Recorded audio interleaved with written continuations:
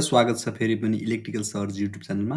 आजको यस भिडियोमा हामीले आयल सर्किट ब्रेकर अर्थात् ओसिबीको बारेमा विस्तृत जानकारी लिने कोसिस गर्नेछौँ। जसअन्तर्गत हामीले मिनिमम ओइल सर्किट ब्रेकर र बल्क ओइल सर्किट ब्रेकरको बारेमा जानकारी लिनेछौँ। प्रेजेन्टेसनलाई स्टार्ट गर्नुभन्दा अगाडि आजको प्रेजेन्टेसनको आउटलाइनतर्फ लागौँ सुरुमा। र मैले गएको क्लासमा केसम्म जानकारी गराइसकेको छु भने introduction to circuit breaker, circuit ब्रेकरले कसरी काम गर्छ र यसको अपरेटिङ प्रिन्सिपल के हो भनेर जानकारी गराइसकेको छु। साथसाथै types of circuit breaker, types of circuit breaker अन्तर्गत हाम्रो महत्त्वपूर्ण टपिक्स सर्किट ब्रेकरलाई आर्क पिन्चिङ मिडियमको आधारमा air circuit breaker, oil circuit breaker, vacuum circuit breaker र यासेप्सिक सर्किट ब्रेकर गरेर 4 भागमा विभाजन गर्न सकिन्छ भनेर जानकारी गराइसकेको छु। त्यसका साथसाथै how a circuit breaker works, circuit ब्रेकरले कसरी काम गर्दो रहेछ त? यसको स्टेप्सहरू के हुँदो रहेछन् त सर्किटलाई ब्रेक गर्दा भनेर मैले 7 वटा स्टेपहरूको जानकारी गराइसकेको छु। र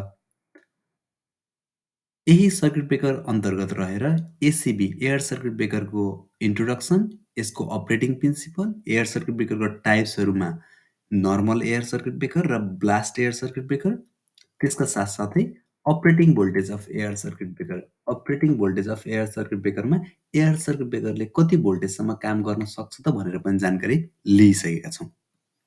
र अन्तमा हामीले चाहिँ एडभान्टेज अफ एसिबी र डिसएडभान्टेज अफ एसिबीको बारेमा पनि जानकारी लिइसकेका छौँ पोइन्ट बाई पोइन्ट।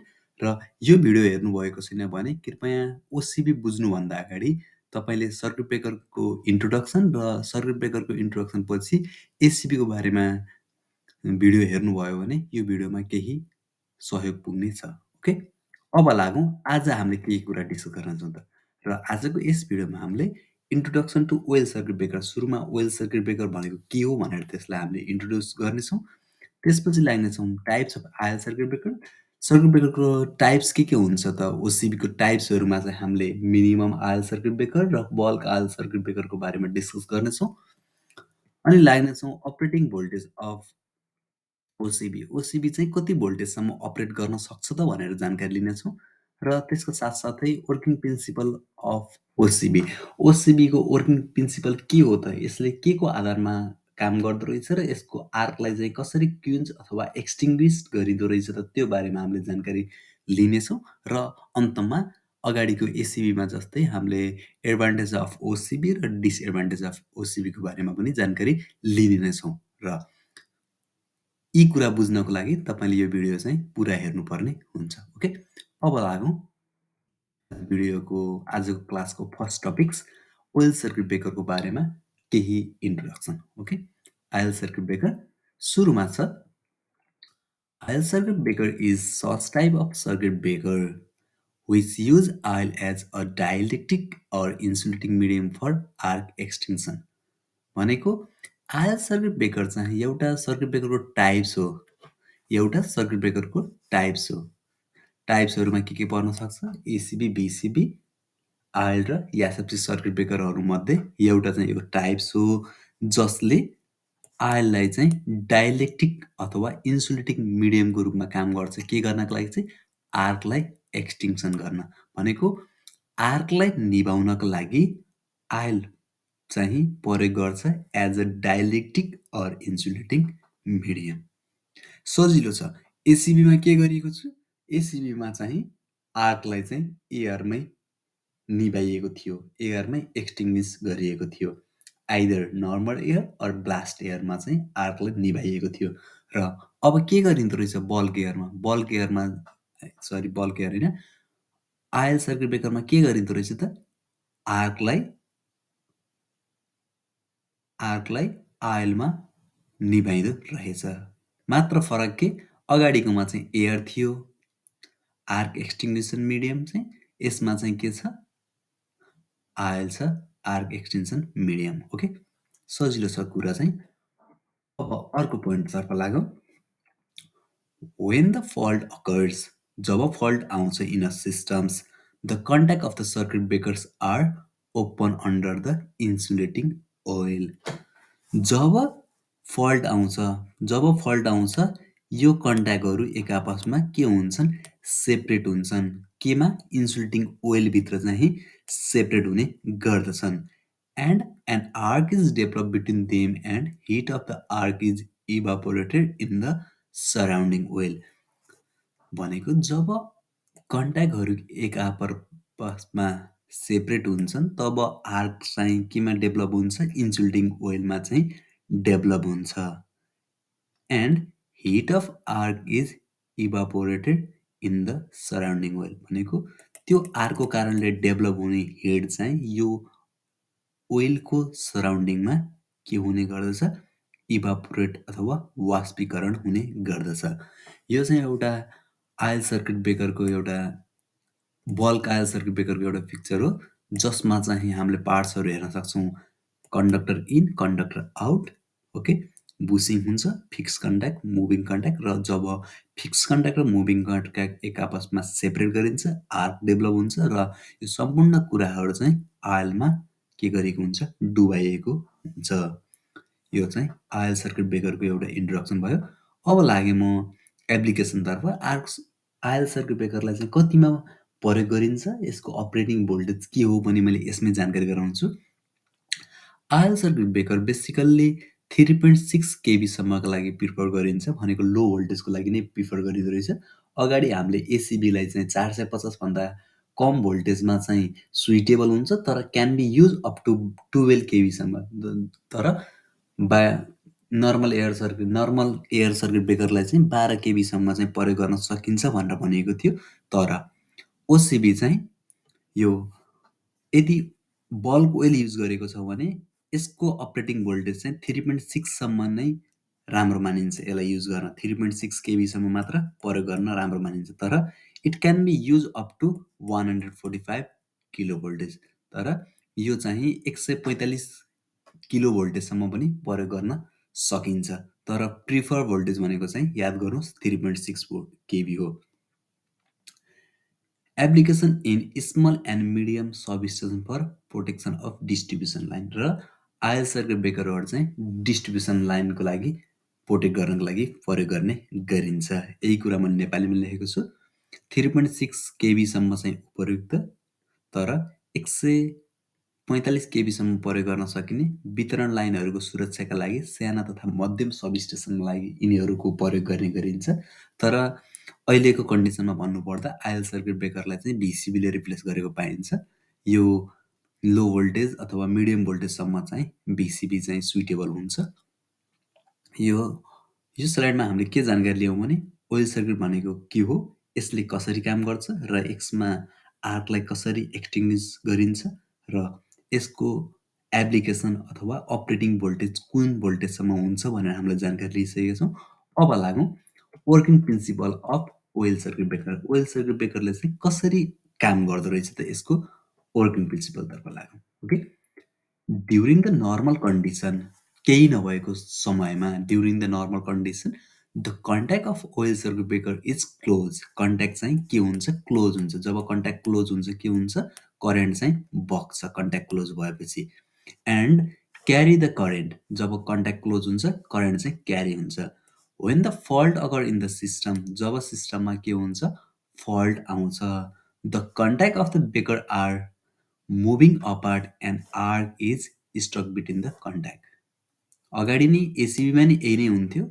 जब कन्ट्याक्टहरू एक आपसमा जोडिएका छन् त्यो सर्किट क्लोज हुन्छ र करेन्ट बग्छ। जब कन्ट्याक्ट चाहिँ ओपन हुन्छ, ओपिएन ओपन हुन्छ, तब के हुन्छ?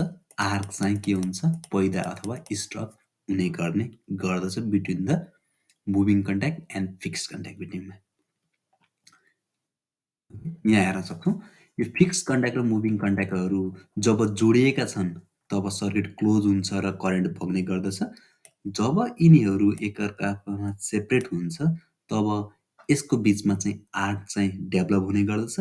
र याद रहोस् आयल सर्किट ब्रेकरमा चाहिँ मुभिङ कन्ट्याक्ट र फिक्स कन्ट्याक्टहरू चाहिँ केमा राखिएको हुन्छ? आयलभित्र डुबाएर राखेको हुने गर्दछ। आयलमा के गरिन्छ? इमर्ज गर्ने गरिन्छ। नेपालीमा पढ्न चाहे सामान्य अपरेटिङ अवस्थामा आयल सर्किट ब्रेकरको कन्ट्याक्ट बन्द हुन्छ र करेन्ट बोक्छ अथवा करेन्ट बग्छ। जब प्रणालीमा फल्ट हुन्छ, जब सिस्टममा के हुन्छ? फल्ट हुन्छ। ब्रेकरको सम्पर्क अलग हुँदै जान्छन् र सम्पर्कहरूबीच आर्क पैदा अथवा प्रहार हुने गर्दछ, स्ट्रोक हुने गर्दछ। ओके, अब लागौँ अर्को पोइन्टतर्फ। ड्यु टु दिस आर्क, यो आर्कको कारणले गर्दा याद गर्नु होला है, यहाँ आर्क पैदा भइसकेको छ हामीले कन्ट्याक्ट सेपरेट गरेपछि। Okay, due to this arc large amount of heat is liberated and very high temperature is reached which vaporize the surrounding oil into gas। भनेको यो आर्क पैदा भइसकेपछि हिट चाहिँ के हुन्छ? लिबरेटेड हुन्छ, जसले टेम्परेचर अफ आयललाई बढाउने गर्दछ। जब छुट्टा यो आर्क डेभलप भयो, आर्क डेभलप भएपछि त्यसले हिट जेनेरेट गर्यो, हिट जेनेरेट गरिसकेपछि आयलको के भयो? टेम्परेचर बढ्यो, जसले गर्दा चाहिँ आयललाई भेपोराइज गर्ने गर्दछ। र भेपोराइज भइसकेपछि केमा कन्भर्ट हुन्छ? आयल चाहिँ ग्यासमा कन्भर्ट हुने गर्दछ। Okay, the gas thus liberated surrounds the arc and it is explosive it is its explosive growth around it depletes the oil violently।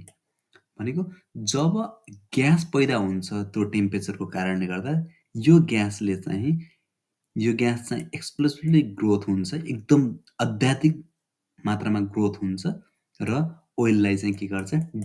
डिप्लेस गर्छ, ओइललाई चाहिँ धकल्छ, डिस्प्लेस गर्छ। ओके, के हुन्छ अरे मैले फेरि पनि दोहोऱ्याउन चाहेँ। सुरुमा चाहिँ आर्क सेपरेट हुन्छ, आर्क सेपरेट भएपछि चाहिँ कन्ट्याक्ट सेपरेट हुन्छ, कन्ट्याक्ट सेपरेट भएपछि आर्क के हुन्छ? फर्म हुन्छ। आर्क फर्म भइसकेपछि हिट जेनेरेट हुन्छ, जसले गर्दा चाहिँ टेम्परेचर हाई हुन्छ। टेम्परेचर हाई भएपछि चाहिँ त्यो ओइल चाहिँ ग्यासमा कन्भर्ट हुन्छ, भेपोराइज हुन्छ। त्यो ग्यास चाहिँ एकदम अत्याधिक मात्रामा ग्रोथ हुन्छ र ओइललाई चाहिँ के गर्छ? त्यो ग्यासले डिस्प्लेस गर्छ। ओके, ओइललाई के गर्छ? डिस्प्लेस गर्छ र डिस्प्लेस गरिसकेपछि चाहिँ the arc is extinguished when the distance between the fixed and moving contact reaches a certain critical value depends on the arc current and recovery voltage।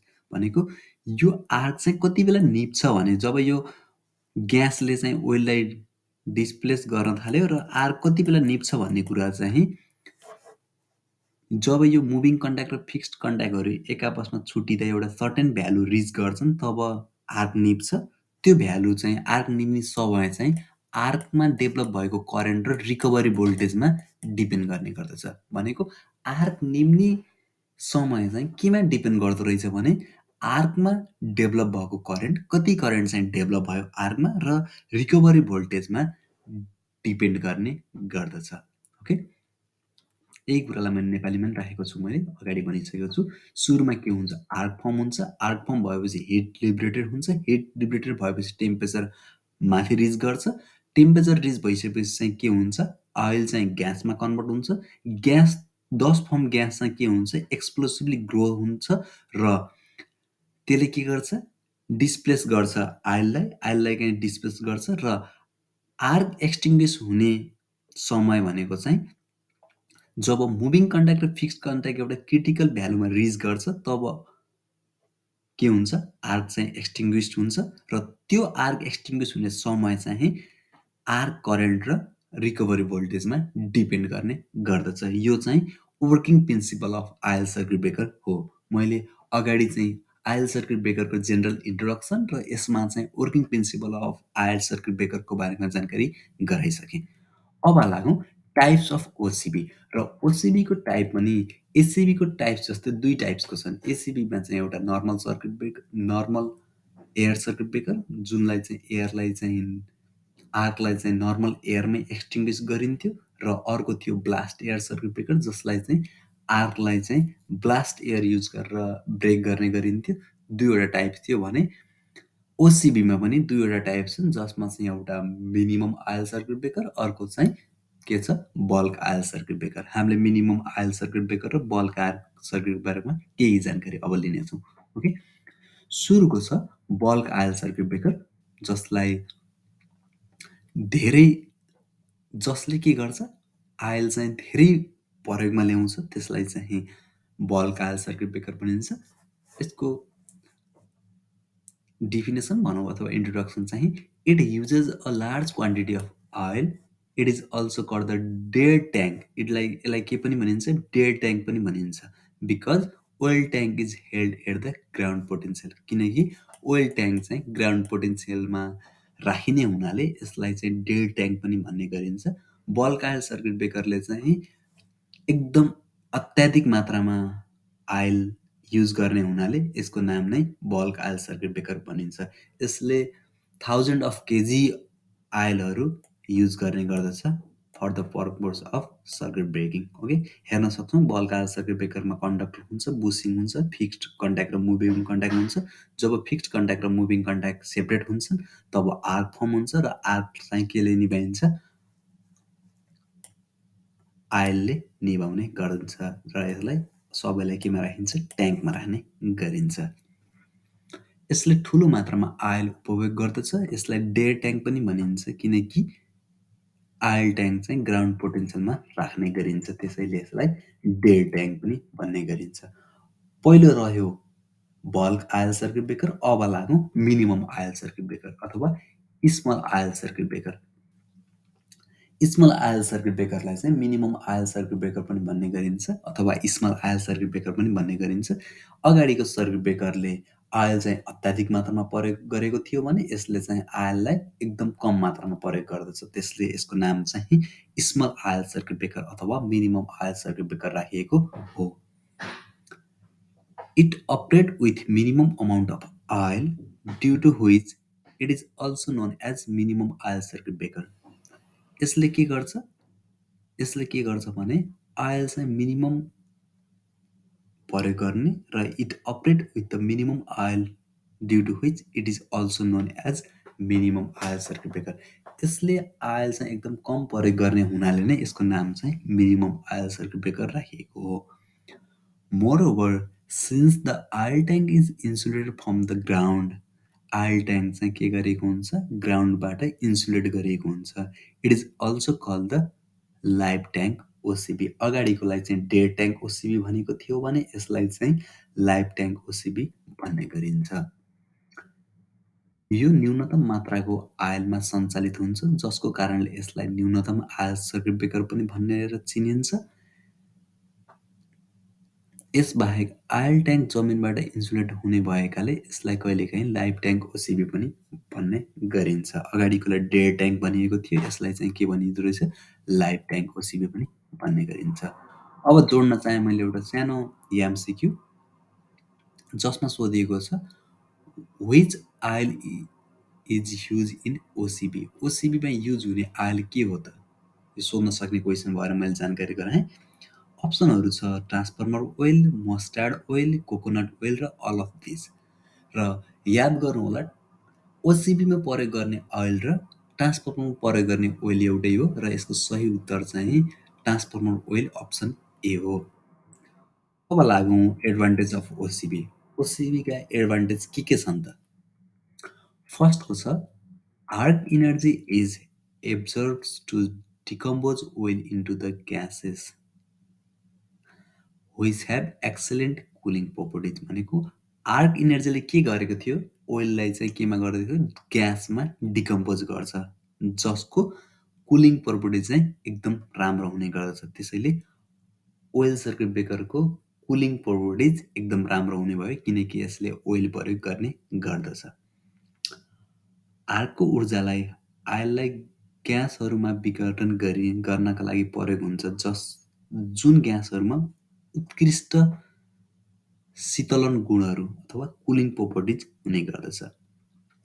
Job arc form हुन्छ, arc form भइसकेपछि चाहिँ ओइललाई चाहिँ ग्यासमा convert हुने गर्दछ र त्यो ग्यासको चाहिँ कुलिङ प्रोपर्टिज एकदम राम्रो हुने हुनाले एउटा फर्स्ट एडभान्टेज भनेको चाहिँ एक्सेलेन्ट कुलिङ प्रोपर्टिज हो। ओसिबी हैज एक्सेलेन्ट कुलिङ प्रोपर्टिज।